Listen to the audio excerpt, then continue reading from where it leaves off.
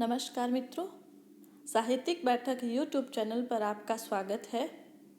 आज हम बात कर रहे हैं हिंदी साहित्य का दूसरा इतिहास, जिसके लेखक हैं डॉक्टर बच्चन सिंह, जिसके अंतर्गत हम पहले भाग में इसकी भूमिका पर बात कर चुके हैं।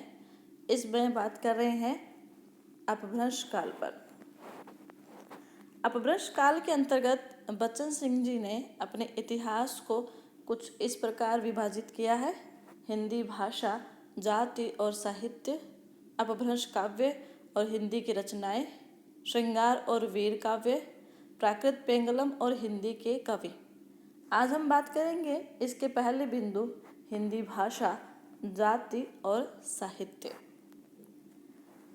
डॉक्टर बच्चन सिंह जी लिखते हैं कि आधुनिक भारतीय भाषाओं के उदय के साथ विभिन्न जातियों का उदय होता है, जैसे तमिल, तेलुगु, हिंदी, बंगला, मराठी, गुजराती, पंजाबी आदि। विभिन्न जातियां अपनी भाषा, संस्कृति, रीति, नीति, आचार विचार के संवर्धन और सुरक्षा के प्रति अधिक सचेत हो उठती है। भौगोलिक स्थिति और ऐतिहासिक परिस्थितियों के कारण एक जाति का दूसरी जाति से संबंध होना अनिवार्य है, पर इसका जोर अपनी विशिष्टता बनाए रखने पर भी होता है। यहाँ पे हिंदी भाषा के दो अर्थ हमें देखने को मिलता है। एक है क्षेत्रीयता के अर्थ में, दूसरा है भाषा समुच्चय के अर्थ में। अन्य भाषाएं जहाँ एक क्षेत्रीय है, वहीं पे हिंदी बहुक्षेत्रीय नजर आती है। यह हिमाचल प्रदेश, हरियाणा, राजस्थान, उत्तर प्रदेश, मध्य प्रदेश और बिहार तक फैली हुई है। इसमें अनेक भाषाओं के साथ साथ बोलियां जैसे राजस्थानी, ब्रज, अवधी, मैथिली, भोजपुरी, बुंदेलखंडी आदि भी देखने को मिलती है। इसको बच्चन सिंह जी भाषा व्यवस्था कहते हैं, और जो लोग इस व्यवस्था का उपयोग करते हैं वे हिंदी या हिंदुस्तानी कहलाते हैं। बच्चन सिंह जी ने आगे लिखा है कि हिंदी ने जो सबसे अधिक ग्रहण किया अपनी विरासत के रूप में, वो थी अपभ्रंश की विरासत। अपभ्रंश साहित्य को हिंदी साहित्य के इतिहास का अंग नहीं माना जा सकता, भले ही व्याकरणिक ढांचे की वजह से, किंतु फिर भी उसकी जो विरासत की जो एक बहुत बड़ी देन है, उसको हम नकार नहीं सकते। आगे बच्चन सिंह जी अपने इतिहास में लिखते हैं कि हिंदी का इतिहास भी कम लंबा और रोचक नहीं है। हिंदी का दो अर्थ है: हिंद देश के निवासी और हिंदी भाषा के रूप में। जहाँ पे इकबाल ने हिंद निवासियों को हिंदी कहा, जैसे ये पंक्ति बड़ी प्रसिद्ध रही है, हिंदी है हम वतन है, हिंदुस्तान हमारा। यहाँ पे हिंदी वहाँ के निवासियों के लिए है, किसी भाषा विशेष के लिए नहीं है। इस संबंध में बच्चन सिंह जी लिखते हैं कि भाषा के संदर्भ में दो मत हमें देखने को मिलता है। एक तो है प्राचीन पंडितों का मत, दूसरा है भाषा वैज्ञानिकों का मत, जिनके अनुसार आगे वो लिखते हैं, भाषा वैज्ञानिकों ने हिंदू का प्राचीनतम उल्लेख का जो सबसे बड़ा उदाहरण बताया कि ईरान सम्राट दारा के अभिलेखों में हमें हिंदू शब्द का सबसे पहला जो है उल्लेख मिलता है, जहाँ पे हिंदू का अर्थ भारतवर्ष के अर्थ में है।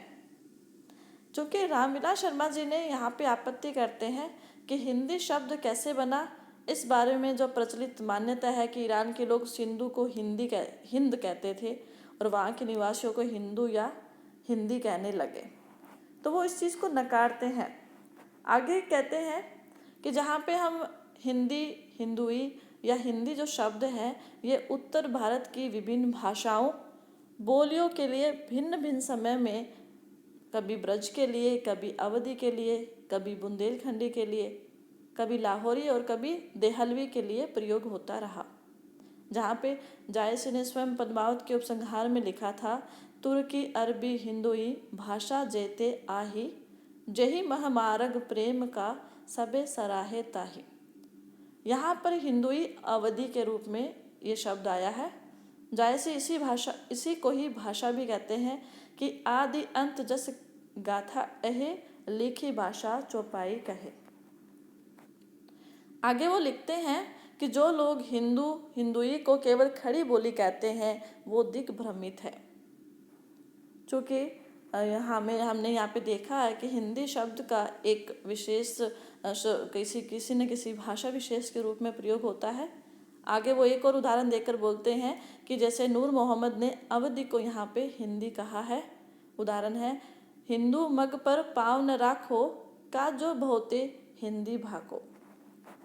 आगे जब हम इसी बात पे और विस्तार से बच्चन सिंह जी लिखते हैं कि हिंदुई और हिंदी शब्द व्यापक क्षेत्र की हिंदी भाषा और बोलियों के लिए हमें 12वीं और 13वीं शताब्दी के आसपास ही प्रयुक्त देखने को मिल जाते हैं। अब यहाँ पे एक और जो सबसे बड़ा जो हमें विवाद देखने को मिलता है कि हिंदी और उर्दू एक जैसी है व्याकरणिक ढांचे में भी। तो वो लिखते हैं कि ये शैलीगत इसमें अंतर ज़रूर है किंतु भाषागत नहीं है। पर इनको अलग किसने किया, तो जो इसमें बच्चन सिंह जी लिखते हैं कि इसका जो सबसे पहला प्रयास हुआ वो था फोर्ट विलियम कॉलेज के देख रेख में जो हिंदी का कार्य किया गया। वहाँ से हिंदी और उर्दू को 2 अलग अलग भाषाओं में बांटने का प्रयास कर दिया गया, जहाँ पे उर्दू को यामिनी भाषा कह दिया, जिसका श्रेय लल्लू लाल जी को दिया जाता है जो उस समय फोर्ट विलियम कॉलेज में कार्यरत थे। यहाँ इस पूरे जो हमने अध्याय में देखा है, बच्चन सिंह जी ने बताया है कि किस प्रकार हिंदी भाषा एक जाति के रूप में हमारे साहित्य में प्रयुक्त होती है, किस तरह वो इंसान के रूप में, हिंदुस्तान के रूप में प्रयुक्त होती है, इस पर दृष्टिकोण रखा है। आगे हम डिटेल से बात करेंगे इसके अपभ्रंश काव्य पर।